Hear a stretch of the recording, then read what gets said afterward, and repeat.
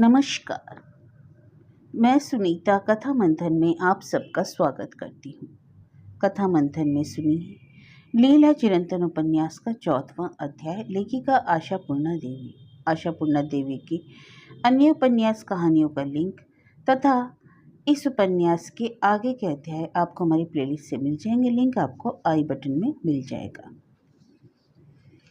दूसरे दिन शाम ढलने के पहले ही एक अनचाही घटना घट गई। दोपहर के समय बुआ के साथ फूफा जी घर आ गए थे। वे स्वीडी से सुबह की ट्रेन पर सवार हुए थे। बुआ को कलकत्ता के किसी डॉक्टर को दिखाना था। मैं तो सचमुच हैरान रह गई। बुआ को अचानक यह क्या हो गया। मुझे याद नहीं आता कि बुआ के लिए कभी किसी डॉक्टर को बुलाने की जरूरत पड़ी हो। अगर कभी ऐसी जरूरत पड़ी भी होगी तो होम्योपैथी वाली 2 गोलियों से ही वह भली चंगी हो जाती थी। वह कभी बीमार ही नहीं पड़ी और सेहत के मामले में उसका क्या कहना। शादी के बाद लड़कियों को पता नहीं क्या हो जाता है। नक्षत्र की दीदी का हाल तो सामने ही था। कैसी सुंदर थी। शादी हुई नहीं कि बस ढीली पड़ गई और शादी के साल भर के अंदर ही नर्सिंग होम में भर्ती भी होना पड़ा। इसके बाद गोद में कतरी की पोटली और गीले पूतड़े। आज उसे सर्दी है तो कल बुखार, परसों दस्त। बस यही सब देखना है कि अब हमारी बुआ को क्या हुआ है। अभी से क्या बताया जाए। लेकिन अपनी परेशानी को वो परे रख बुआ हम लोगों पर बुरी तरह टूट पड़ी। मुझसे बोली, वाह, तेरी भैया को इतनी भारी बीमारी हुई और तुम लोगों ने मुझे बताया तक नहीं। मुझे इतना पराया समझ रखा है तुम लोगों ने। और आखिर में वही टसुए बहाना। यहीं पैदा हुई, यहीं पली बड़ी। तब तेरी माँ कहाँ थी? तब भैया थे, दादाजी थे और मैं थी। भैया नहीं मुझे अपना समझा, बस एक वही थे मेरे। लेकिन माँ शांत बनी रही। उसने बुआ का हाथ पकड़कर उठा और कहा, तू बेवकूफ़ों की तरह रो धोकर अपनी दुर्गत मत बना। तू पहले इस तरह कभी रोती पीटती नहीं थी। वैसे ही सड़ी गर्मी में मर खप कर आई है। चल उठ, खा पिए और आराम कर। यहाँ तेरा भतीजा बुरी तरह बीमार पड़ा था और वहाँ तुझे यह खबर देकर क्या हो जाता, बता तो सही। खामा खामा तू परेशान होती। चल उठ, हाथ मुंह धोकर कुछ खा पी ले। फूफा जी ने अब तक नहा धो लिया था और हाथ में शरबत का गिलास थामे बैठे थे। मुझे कोई अपने पास बुलाकर भले ही कुछ ना कहे, मुझे यह पता चल जाता है कि आसपास क्या घटित हो रहा है, कौन क्या कह रहा है। यह मैं अपने आप समझ लेती हूँ। बुआ के बारे में मैं समझ गई। उसे कोई खास बीमारी नहीं। बीमारी का बहाना बनाकर कलकत्ता भागी आई है। न केवल उसकी ससुराल का मामला इन दिनों काफ़ी बिगड़ा हुआ है लगा, बल्कि ससुराल वालों को भी वह गंवार बता रही थी। उसकी झक्की सास की शुचि ग्रंथि, यानी कि बार बार हाथ पांव बर्तन धोना, कपड़े धोने की मानसिकता, उसकी झक्की सास को यह मानसिकता थी और बुआ वहां पर घड़ी भर में वापस नहीं जाना चाहती थी। यह सुनकर मैं तो आसमान से गिर पड़ी। यानी कि अब वह यहीं रहेगी। और फूफा जी, क्या वे राजी हो जाएंगे? बुआ ने लगभग ताल ठोककर बताया, अरे उनके मानने ना मानने में क्या रखा है। मैं जो कहूँगी वही होगा। मेरे बार बार उकसाने पर ही तो उसकी यहाँ के बैंक की हावड़ा ब्रांच में बदली हो पाई है। कितनी कोशिशों के बाद। बाबा, खैर यहाँ से तो हावड़ा तक जाने में क्या परेशानी है। बुआ की शादी को भला कितने दिन हुए हैं, यह तो सबको याद है। पिताजी के सन्यास लेकर घर जाने से एक दिन पहले, यही कोई साल भर पहले। इसी दौरान फूफा जी जैसे एक आदमी को अपनी पहचान या उसका अस्तित्व खटाई में पड़ गया। उसकी अपनी कोई राय ही नहीं रही, हाँ या नहीं। ये मर्द लोग क्या बिना रीढ़ के होते हैं? पिछली बार जब वे शादी के बाद आए थे तो उन पर मेरी खासी श्रद्धा थी, लेकिन इस बार ऐसा कोई भाव नहीं जागा। कैसा है ये आदमी? तुम्हारे जन्म जन्म के अपने पराए माँ बाप, भाई बहन और नाते रिश्तेदार, उन सब को छोड़कर, बल्कि उनको धोखा देकर तुम यहाँ चले आए। एक अच्छा भला आदमी क्या इतनी आसानी से बदल जाता है? क्या हम लोग भी एक दिन ऐसे हो जाएंगे? लेकिन ससुराल या ऐसा ही कोई खास नजर नहीं आता, ना इनका कोई ख्याल आता है। और पति जैसा कुछ सोचने के बाद पर कोई खास लंबा चौड़ा रौबदार पैसे वाला आदमी भी याद नहीं आता। अगर इसी बेचारे नक्खा के गले में वरमाला डालनी पड़े तो वही सही। लेकिन उसमें भी एकदम से बदल जाने वाली ऐसी क्या बात है? वह तो जैसा है या होगा वैसा अभी से ही तो बना हुआ है। लेकिन मेरी परेशानी यह थी कि क्या बुआ इसी घर में हमारे साथ रहेगी? क्या ये आश्चर्य की बात नहीं कि सिर्फ 1 साल पहले जिस बुआ के बिना इस परिवार के बारे में सुख दुख के बारे में सोचा तक नहीं जा सकता था। वह अब खुद हम सबको अनजान और अजनबी सी जान पड़ने लगी, असुविधाजनक लगने लगी है। अगर वह यहाँ रहने की ठान ले तो यह हम सबको एक अब अन्याय जान पड़ेगा, एक बेहुदा और अनचाहा फैसला जान पड़ेगा। इसका मतलब यह नहीं हुआ कि मेरा विवाह हो जाने के बाद अगर मैं इस घर में दोबारा आना चाहूँ तो यहाँ बुटकी सोचने लगेगी यह तो अन्याय है, असंगत है, दीदी तो बाहर की आदमी है, पराई है। ठीक है, मैं तो शादी ही नहीं करूँगी, देखती हूँ कौन मेरी इस गद्दी से डिगा पाएगा मुझे। लेकिन अगर मैं कभी शादी ही नहीं करूँ तो बेचारे नक्षत्र का क्या होगा? वह क्या करेगा? क्या वह भी कुंवारा बिन ब्याह भी पड़ा रहेगा? और ऐसा हुआ होने देंगे उसके घर के लोग?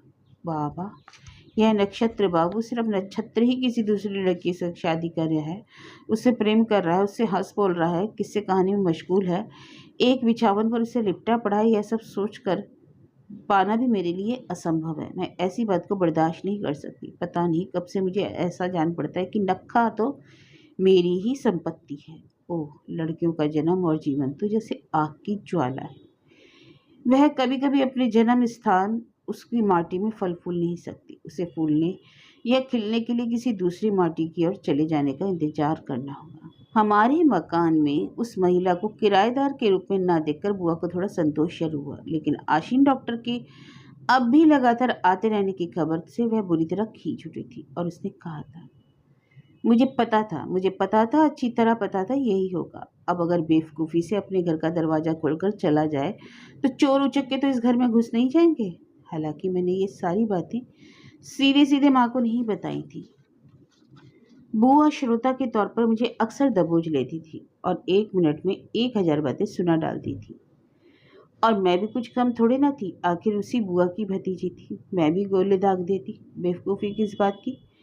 तुम्हारे भैया तो इस घटिया और दमघोटू घर के बदले कितने विशाल और विराट संसार पर गए हैं। अब तो वे स्वर्ग के लंबे चौड़े बरामदे तक पहुंच गए हैं।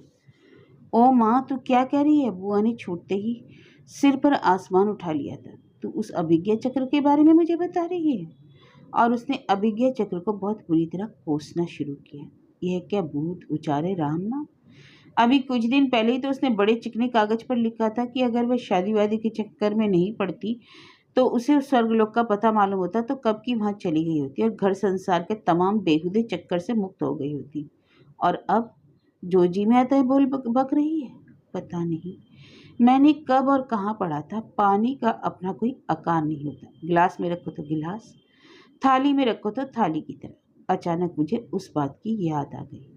इसी तरह शायद मन का आकार भी बदलता है, पल में तोला पल में माशा।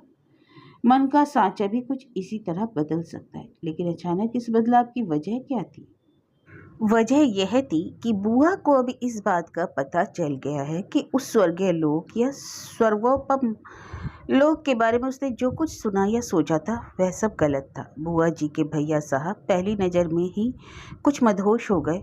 उन्हें अच्छे बुरे का कुछ पता ही नहीं चला। अब धीरे धीरे वह तिलिस्म या मायाजाल कटता जा रहा है, या फिर उनकी आंखों में लगाया गया मायावी अंजन या काजल धुल सा गया है। अब उन्हें ऐसा लगने लगा है कि उन्होंने जो देखा था समझा था वह सब धोखा था, जो उन्हें रंगीन चश्मे से दिखाया गया था। दरअसल बुआ को पिताजी की यह एक और लंबी चिट्ठी मिली थी।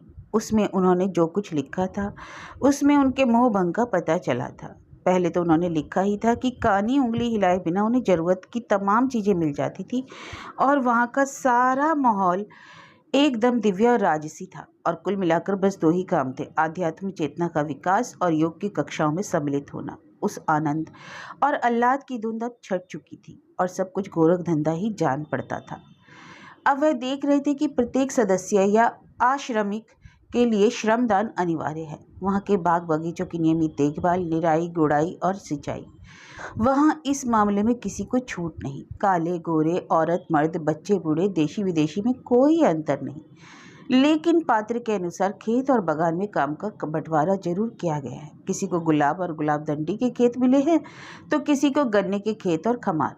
यहाँ तो उनकी दिनचर्या का 1 घंटा ही बीतता था। लेकिन यह विशाल कर्म यज्ञ या कर्म कांड भी काफ़ी लंबा चौड़ा था और काफ़ी तामझाम से पूरा किया जाता था। वहाँ जो जिस काम के लायक समझा जाता था उसे उसी काम में झोंक दिया जाता था। इसलिए भाई आनंद स्वरूप को चक्र कार्यालय के ऑडिट विभाग का काम दे दिया गया। इसकी वजह यह थी कि आनंद लहरी अपनी जीविका जुटाने के लिए जीवन भर इसी कार्य से तो जुड़े हुए थे। खैर, यहाँ तक तो एक तरह से ठीक था, लेकिन अब पता चला कि उन्हें लगातार 3 वर्षों तक यहीं रहना और यहीं काम करना पड़ेगा। उन्हें कोई छुट्टी नहीं मिलेगी। साथ ही एक नियम यह भी है कि नए सदस्यों में से जो लोग जिन जिन अंचलों से हैं, उन्हें उन उन स्थानों से काफ़ी दूर रखा जाएगा। इससे पुराने स्थानों तथा अपने आत्मीय और परिचित लोगों से मिलने जुलने तथा उनके बारे में खामखा चिंता करने की मुसीबत से छुटकारा मिल जाता है। और इन विधि निषेधों के कारण पिताजी के मामले में यह फैसला लिया गया था कि वे 3 सालों के लिए कलकत्ता तो क्या, पूरब की तरफ जा भी नहीं पाएंगे। इसलिए आने वाले महीने में ही जब प्रभुपाद जी अपनी कलकत्ता शाखा के एक विशेष आयोजन पर यहाँ पधारेंगे, तो उनके साथ उनकी अंतरंग सहचरी के तौर पर प्रज्ञा परमा तो यहाँ पधार रही हैं, लेकिन भाई आनंद स्वरूप जी के यहाँ आने की कोई रत्ती भर उम्मीद नहीं। लेकिन यही प्रज्ञा परमा भला अपने अंचल की ओर क्यों आना चाहती है? यहाँ तक कि वे अपने पुराने घर संसार और जीवन में भी झांक सकती हैं। यह सब अलग मामला है। अलग अलग लोगों के लिए अलग नियम और नियमों में छूट। और फिर उनके साथ जो विदेशी भक्त हैं, क्या उन पर भी वह देसी नियम लागू होते हैं? ऐसा नहीं होता। इन सारी बातों के अलावा अब बुआ के भैया की मोहमुक्त दृष्टि में यह बात साफ हो गई कि जो आर्थिक दृष्टि से जितना संपन्न है, वह उतना ही बड़ा भक्त है। रुपए के आंकड़ों में ही यहाँ के सहयोगियों और कार्यकर्ताओं की हैसियत का पता चलता है। और इस मामले में तो भाई आनंद स्वरूप का खाता एकदम खाली है। इसलिए बड़ा भक्त होने का अधिकार या गौरव पा लेना उनके लिए कभी भी संभव नहीं होगा। हाँ, यहीं पड़े रहें, यही बहुत है। और इसकी योग्यता बनाए रखने या इस हैसियत को खरीद पाने के लिए उन्हें सुबह से शाम तक वहाँ भी पसीने बहाते रहना है। बुआ ने तूफानी रफ्तार से सब कुछ बताया था और अंतिम प्रसंग तक पहुँचते पहुँचते तो एकदम से रोने लगी और फूट फूट कर बोली, मैंने सोचा था कि अगले आयोजन में भाग लेने भैया कलकत्ता जरूर आएंगे। ऐसे ही किसी एक और मौके पर पता नहीं उनके घड़े से अचानक पानी बहने लगा था। एक दिन शाम बुआ खूब सज धज कर आई और हमारे अड्डे में शामिल हो गई। इतना ही नहीं, जिस आशीन डॉक्टर के बारे में वह बेहद कटु हो गई थी, उसी आशीनदा के साथ खूब हंस बोल बतिया रही थी। उसकी जुबान भी वैसी बम्बैया मेल थी, कैंची की तरह कच कच चलने वाली। उसकी जुबान से भला कौन लोहा ले सकता था? और यह किसी एक दिन की बात नहीं थी। और उस दिन शाम के प्रधान वक्ता आशीन डॉक्टर नहीं थे, खूकू थी। मेरे लिए खुशी की बात यह थी कि मैंने न केवल नक्खा को उस शाम उसमें भाग लेते देखा, बल्कि वह मेरे काफ़ी पास बैठा था। इसका फ़ायदा यह था कि इससे कानाफूसी करके और हाथ पैर पर चिकोटी काटकर बात कही जा सकती थी। बुआ ने एक बार पूछ लिया था, आशिंदा तुम कभी गुरुजी के उस मुख्य आश्रम में गए हो? आशिंदा हंस पड़े और बोले, अरे मैंने बताया था ना, वह तो मेरी ससुराल की बस्ती है। हनीमून के लिए ली गई छुट्टी वहीं जाकर बितानी पड़ी थी। लेकिन तब तो वह आश्रम एक नन्ही सी पौध ही था। इतना बड़ा बरगद कहाँ बना था। और तब में और अब में बड़ा फर्क है। तब हजारों एकड़ जमीन पर आध्यात्मिक गेहूं के खेत, भुट्टे के खेत 20-50, फिर 100 एकड़ जमीन पर परम आध्यात्मिक डेयरी और पोल्ट्री फार्म तैयार नहीं हुए थे। स्कूल, कार्यशाला, बुनाई घर और बाकी कई छोटे बड़े केंद्रों के बारे में तो सोचा भी नहीं जा सकता था। लेकिन इतना तो मानना ही होगा, प्रभुपाद जी प्रणमय व्यक्ति हैं। मैं तो उनको हर घड़ी प्रणाम करता रहता हूँ, सलाम, आदाब और नमस्कार करता रहता हूँ। लगता है प्रभुपाद जी पर तुम्हारी बड़ी भक्ति है, बुआ जी ने डॉक्टर से यह तीखा सवाल किया था। आशीन डॉक्टर ने अपने दोनों हाथों को जोड़कर माथे से लगाया और कहा, अरे भाई, भक्ति नहीं होगी भला?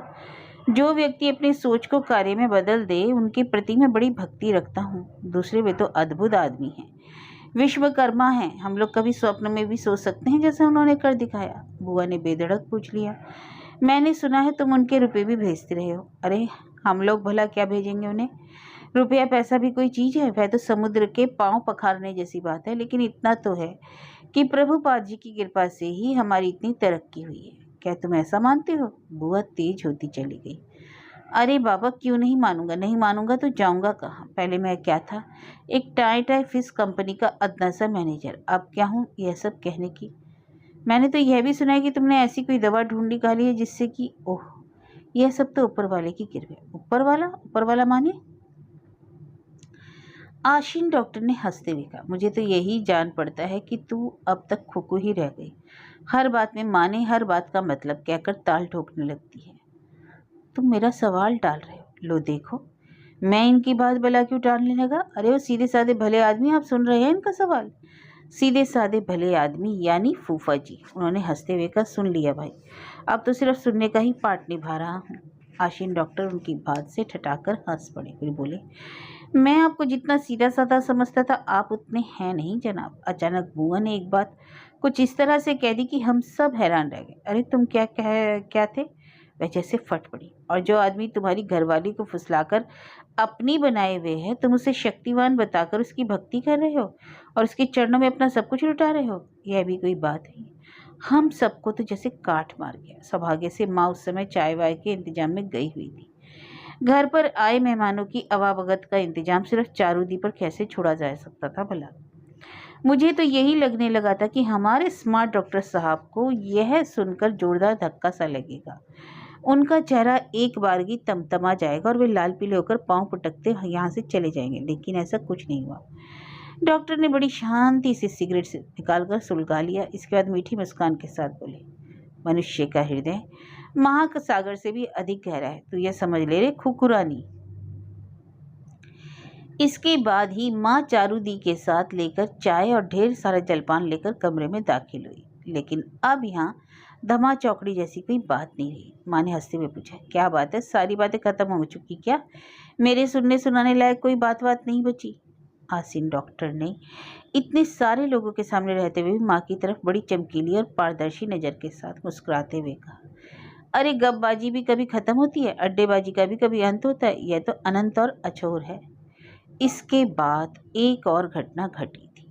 घटना और क्या, मेरे लिए तो वह घटना ही थी। नक्षत्र जब अपने घर जाने को उठा तो मैं उसके साथ नीचे वाले कमरे तक आ गई और बैठकी के सामने खड़े होकर कुछ पूछने को थी कि तभी सामने वाले दरवाजे के सामने ही माँ दबी जुबान में कुछ कह रही थी।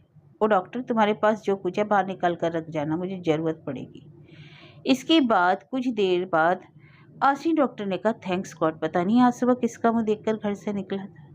माँ ने फुसफुसाते हुए कहा, अरे बाप, इतना ज़्यादा? नहीं, मुझे इतना नहीं चाहिए।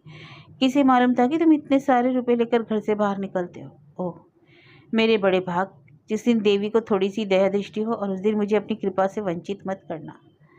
बात क्या थी, उठते बैठते धन्य होने का अवसर बार बार जुटता जा रहा था। मिलने को तो बस मेरे नसीब में इतना ही है, इस पर कभी नज़र मत लगाना, तुम्हारी कसम। बस इसके बाद डॉक्टर की कार के स्टार्ट होने की आवाज़ आई। नक्षत्र और मैं दोनों ही भूल गए कि हम किस बारे में बात करने वाले हैं। थोड़ी देर बाद नक्षत्र ने कहा, अच्छा मैं भी जा रहा हूँ। मैंने कहा, मैंने आज तुम्हारे खास तौर पर बुलाया था, लेकिन बुआ के आने से सब गुड़गोबर हो गया। अरे कुछ नहीं हुआ, बुआ ने हमारी चौकड़ी को खूब जमा दी, लेकिन पहले झटके में तो बुरी तरह हिल गया था मैंने जब तेरे को चिकोटी काटी थी तूने समझा मैंने वैसा क्यों किया? वह कुछ घबरा गया, बोला, पहली बार तभी ना जबकि। अच्छा रहने दे, अब इसकी व्याख्या की ज़रूरत नहीं। लेकिन मैं यह नहीं समझ पा रही हूँ कि माँ इतना ज़्यादा बदलाव कहाँ से आया? मेरी माँ जो हमेशा स्वाभिमान में डूबी रहती थी, मुझे तो रोना आ रहा है रे नक्खा। क्या तू समझ रहा है कि माँ ने आशीन डॉक्टर से? नक्षत्र ने मेरे कंधे पर हौले से हाथ रखा और फिर धीरे से कहा, हाँ समझ गया, लेकिन हाँ इसमें इसका क्या दोष? घर का दायित्व भी तो है, लोगों का आना जाना लगा रहता है। फूफा वगैरह आए हैं, पता नहीं ये लोग कब तक यहाँ रहेंगे।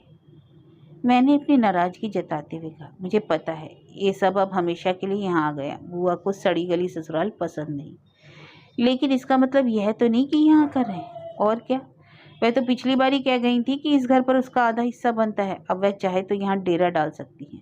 माऊ, क्या हुआ? क्या तू भी कभी इसी तरह इतने बुरे ढंग से बदल जाएगी? मैं परे हट गई। मैंने उसकी पीठ पर एक जोरदार चपत जमाते हुए कहा, बहुत दिनों से पीठ पर धौल नहीं पड़ी, इसलिए क्या पीठ सुरसुरा रही है? वह मुस्कुराया और उसने मेरे चपत वाले हाथ को कुछ देर तक अपने हाथ में थामे रखा, फिर चला गया। लेकिन उसके चले जाने के बाद मैं अपने घर का दरवाज़ा, घर के सामने वाली सड़क पर जिस रास्ते पर कुछ दूर बढ़ने पर नक्षत्र के घर का दरवाजा दिखाई पड़ता है और जिस मोड़ तक हम अपने पिताजी को अपने घर के बरामदे से देखा करते थे, ताकती रही। अचानक यह सब देखकर मुझे बड़ा दुख होने लगा और मेरे सीने में जैसे धुआं सा उठने लगा। यह घर कभी बुआ जी का अपना घर था, बल्कि मुझसे कहीं ज़्यादा उनका था, क्योंकि यह घर बुआ कि पिताजी ने ही बनाया था, लेकिन आज मैं यह सोच रही थी कि बुआ जबरदस्ती इस घर पर अपना दखल जमाना चाह रही है और इसलिए यहाँ आई है। नहीं, मैं कभी शादी नहीं करूंगी। मैं किसी भी कीमत पर अपनी इस जगह को, जहाँ मेरा जन्म हुआ है, छोड़ नहीं सकती। पता नहीं क्यों मुझे आज बड़ा रोना आ रहा था। क्या इसलिए कि मेरे मन में सिर्फ घर की बातें ही उमड़ घुमड़ रही थी, या फिर मेरी माँ मेरी नज़रों में गिर जाने पर इसे अधःपतन ना कहा जाएगा तो और क्या कहा जाएगा। माँ ने खुद उस बेहुदे डॉक्टर से हाथ बढ़ाकर रुपए मांग लिए। हाँ, वह बेहुदा नहीं है तो और क्या है। हर घड़ी माँ के चेहरे को आंखें फाड़ फाड़ कर घूरता ही रहता है।